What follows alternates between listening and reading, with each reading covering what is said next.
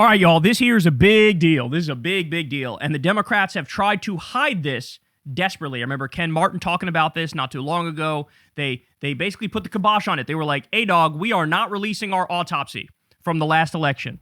In other words, we don't want to know the truth. We are going to hide the truth from the people as to why we feel like we underperformed in the election. This is what happened with the Democrats, right?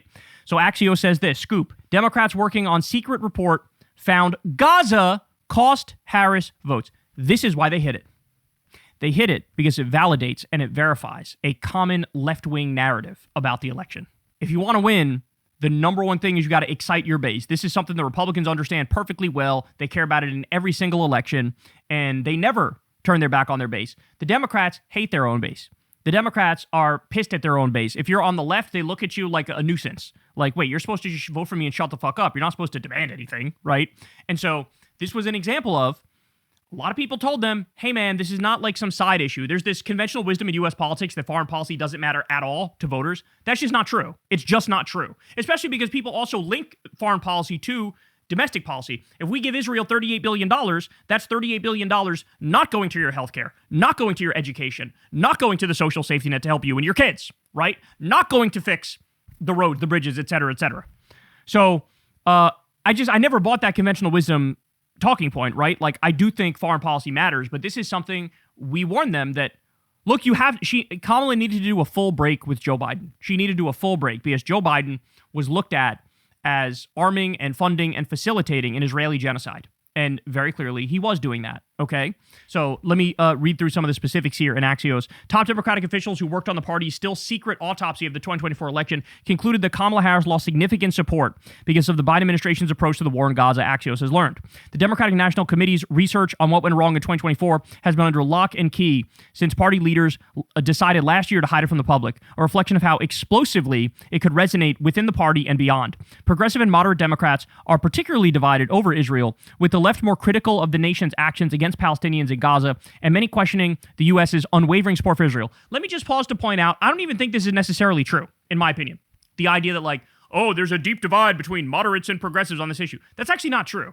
Moderates and progressives generally do agree on the issue. The actual tension here is between elected Democratic politicians who have taken a lot of money over the years from the Israel lobby and the people. So I actually don't think it's ideological. I think there's plenty of moderate Democrats, centrist Democrats who are going, yeah, I think we should stop giving a tremendous amount of money and weapons to Israel as they bomb innocent children. I think it's sort of like the duh position among the people, but the tension is because a lot of the elected politicians have taken money from the Israel lobby, and so to one extent or another, and it varies on a spectrum, right? But to one extent or another, they have served Israeli interests. I really think that's what this comes down to. And people need to realize that this is not, it's really not an ideological thing. I think ideologically, every reasonable person goes, bombing children is bad, starving an entire population is bad. I think every Democrat looks at Netanyahu and looks at Israel and they go, yeah, they're just MAGA. Like, Netanyahu is just MAGA. He's just right-wing. He hates Democrats.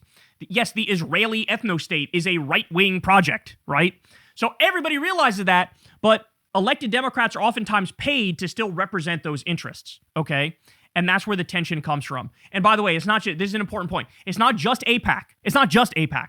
There's AIPAC. There's this group called Democratic Majority for Israel, which is like AIPAC. Then there's the broader Israel lobby. And now what they're doing is they're creating these groups called like Elect Chicago Women and like Democracy for Democracy's Sake or something. I'm making up that last one. But you get the point. They'll like name some banal, vague thing that sounds like it's about democracy or it's about freedom or it's about women voters and women politicians. And then, but really it's just a front group and it is AIPAC money. And then those groups will pay the politicians they want and they'll run ads for them that don't mention Israel. That's right. So Israel is now at the point where they're so unpopular that the Israel lobby knows we can't name our group after Israel and we can't do ads about Israel. We need to talk about other shit to just try to like trick people into still voting for our candidates. That's how far they've fallen, right? And that's why when people say, oh, you got to say, I'm not going to take money from AIPAC, that's not a good enough pledge. It's not enough to just be like, yeah, I'm not going to take, like Newsom came out the other day and said, I'm not going to take money from AIPAC. Okay, but he took money from the state version of AIPAC in California, right? So, that's one example, but will you also not take it from any of their fucking shell groups?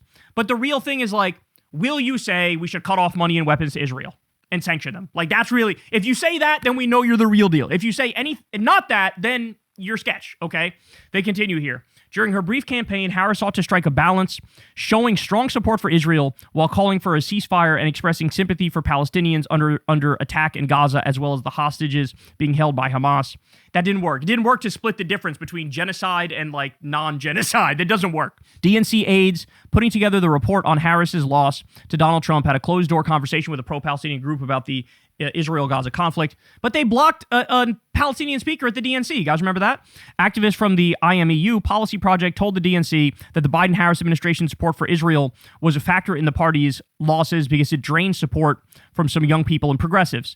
Hamid Bendas, a spokesperson for the IMEU Policy Project, said that during the meeting, the DNC shared with us that their own data also found that policy was, in their words, a net negative in the 2024 election. Two other senior aides at the pro-Palestinian organization also said the DNC had drawn that conclusion. Axios independently verified that Democratic officials conducted the autopsy believed the issue harmed the party's standing with some voters. The IMEU Policy Project is now accusing the DNC of withholding its report, in part because of its findings on Israel. Look, I think this was a huge part of it. The other thing that, I don't know if they acknowledge this in the report, but one of the other things that I think hurt Kamala and the Democrats is like campaigning with Liz Cheney, for example. As the right moves further and further right, as MAGA becomes more and more fascist, it is not the correct thing to do to like also go further right and keep meeting them halfway. And that's what I think campaigning with Liz Cheney, that's what I think that is. It's like, oh yeah, now the Cheneys are cool with us. Okay, but Dick Cheney left office with like a 20-something% approval rating, and he's the guy who greenlit torture. He's the guy who greenlit the illegal and offensive war in Iraq. He was like despised. He was called like Darth Cheney back in the day. Everybody hates him. Liz Cheney is also a massive, massive warmonger. I'm not just blaming her for the sins of her father. She also is super pro-war. That's like she doesn't excite anybody. This isn't helping. It's not helping to say a bunch of assholes like me too. No, the more MAGA becomes fascist, the more you need to go in the other direction and pull the Overton window back to sanity and say, we are opposed to all of it. We're anti-war, we're anti-imperialist, we're anti-neocon, we are in favor of social democracy, we're in favor of universal health care and free college and a living wage. And the more you actually represent the opposite philosophy and worldview, the better off you will do. Any trying to split the difference with these fucking idiots and fascists on the right is going to hurt you. It is just going to hurt you. Stop assuming that the other side is somewhat reasonable and like, we got to try to get their Republican voters to vote for us. No, you don't. You need independents, you need moderates, you need centrists, you need liberals, and you need leftists. There's enough of a coalition among those. You don't need to try to go get MAGA. You don't need to try to go get Republicans. In fact, in the process of trying to do that by like campaigning with Liz Cheney, you lose more people than you pick up. You understand what I'm saying? Okay. DNC spokesperson Kendall Whitmer denied that. When DNC officials announced last year that they wouldn't release the audit, they said it was because they didn't want the report to distract from the work of winning elections. But what? That doesn't even make sense. Obviously, what this report does is say how to win elections.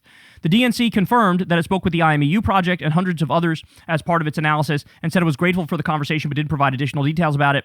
Bendas said the DNC should share its findings on Israel widely throughout the party ahead of the critical midterms. DNC officials have said they're integrating their research from the audit into discussions with candidates and campaigns. Let me just say, guys, that the Democrats are getting better now on this issue because they're being forced to get better on this issue because the base is so clearly against Israel, right? So the Democrats are getting better, but like there's still going to be some tension because there's so much money in the Israel lobby and some Democrats are going to take it in, virtually in most races, there's going to be some Democrat who's taking Israel lobby money from some group, right? And like, we need to be real clear-eyed about this, and the party needs to, like, the voters need to realize who the good ones are and who the bad ones are. You understand what I'm saying? Because they're going to try to trick us. They're going to try to, like, stealthily fund these people who don't mention Israel but are bad on Israel. Like, they're not going to give up. Like, capital is going to adjust. The Israel lobby is going to adjust and try to find a way to weasel their way into relevance in the Democratic Party. But we need to insist that that's unacceptable. And by the way, the fact leadership is probably the worst example of this, Hakeem Jeffries and Chuck Schumer. They are flat out just ideologically Zionist, and they are completely pro-Israel. And they're even like in favor of Trump's Iran war, which is why they're not really arguing against it. They view it as a win-win for them because they want the Iranian government overthrown, but they also want Trump to get hurt. And they think if you let Trump do it, that's what'll happen. But like, you need to actually represent an anti-war philosophy. You need to actually represent an anti-genocide philosophy. Right? And so But I do think new candidates, grassroots candidates are rising up, and they do represent that. And so I'm actually kind of hopeful for the future of the party because the sentiment is so strong that it's getting to the point where, like, the money alone cannot hold back the wave that's coming, right? As for comment, a Harris aide pointed to the former vice president's recent comments about the war in Gaza on a tour stop for her memoir, 107 Days. Quote, "We should have done more as an administration," Harris said at the event, adding, "We should have spoken publicly about our criticism of how Israeli leader Benjamin Netanyahu executed the war." Harris said in her book that President Biden's unpopularity, which she argued was partly because of his perceived blank check to Netanyahu, harmed her in 2024. But she could have broken stronger with him, though, so that's also on her. Harris wrote that she privately pleaded with Biden to show more empathy for civilians in Gaza, but during her campaign, she declined to publicly break with him over Israel. Now, by the way, the reason why we kind of knew this was already the case, that Israel was a factor, is because of this. You guys remember when this poll came out? This came out, I mean, this wasn't that long after the election.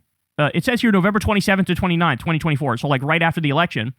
36% of voters knew at least one person who didn't vote for Harris due to support for Israel. Okay, that's what this says. Now, by the way, I know what I think the right direction for the party is. I know what the right direction is, morally speaking. But also, let me point out, as a little asterisk in this conversation, I kind of agree with Greg Palast. Greg Palast thinks the Democrats won the election anyway, and Kamala Harris she won the election anyway, despite all these flaws. And by the way, go watch. Don't take my word for it. Make up your own mind, but go watch the interview we did with Greg Palast on Crystal Kyle and Friends. Go watch and you make your own mind up. But between the ballot spoiling and the ballot purging and the Jim Crow laws and, you know, all the ways that they attacked legitimate votes, I think I kind of agree with Greg Palast's conclusion. Now, having said that, I still think the conclusions of this report are correct in the sense that you would win, you'd make it too big to rig. You would have made it too big to rig if you truly represented that spirit and that philosophy and that energy, right? If you truly were against sending money and weapons to Israel and for calling out the genocide. And also, if you said, I'm going to sanction them, oh my God. Let me tell you something right now, bro. For the 2028 election, the first Democrat that comes out and says, Israel can blow me, and AI needs to be banned, and we need to tax these motherfucking billionaires, and we need to arrest the Trump regime and everybody in the fucking Epstein class, that person will win in a goddamn landslide.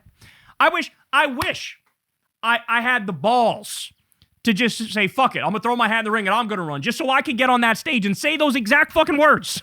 Because if you do that, you just take off like a goddamn rocket. That's all you have to do is say those words, and everybody will be falling all over themselves to go vote for you, right? So, but look, make no mistake about it. Yes, I think they're hiding the results of the report because the results sort of validate every single left-wing trope. The left-wing tropes being, yeah, you needed to break up with Israel. You needed to cut off the weapons. You needed to call them out. You needed to say, let's sanction them and shit like that. And by the way, they would never actually go that far. They should, but they would never go that far. But even if they just said, we're going to cut off the weapons, that alone would have been like, earth-shattering, right? But I think it validates that. I think it validates that she shouldn't have campaigned with Liz Cheney. And also, look, based off what we all saw with our own two eyes, early on, when Kamala became the choice, she was actually soaring. There was one poll, she was up like 6 points over Trump. And at that moment, they were really embracing more of a left-wing insurgent energy, where she was talking about banning price gouging for groceries and universal child care. And she picked Tim Walz, who was out there making jokes at the rallies about J.D. Vance fucking couches. And that guy has a great record in Minnesota policy-wise, where he did 12 weeks paid family leave and 12 weeks paid sick leave and free school breakfast for kids and free school lunch for kids. So, like, they were riding high there for a minute. You just needed to keep that same energy throughout the whole campaign and never do your stupid pivot to the right. That was when, like, Biden aides came in and started helping Kamala, and that's really when she drove the car into a ditch, because she was listening to these guys who don't know anything. They don't know anything. Democratic staffers don't know dick. Here's another tip for anybody running in 2028. You need to brag about, I don't have anybody telling me what I should believe and what my policy should be. I know what I believe, and I'm up here telling you what I think they are. I don't need to pay some asshole to tell me what I should say. I know what I want to say, right? Anybody who does that on the Democratic side, also massive leg up. Massive leg up.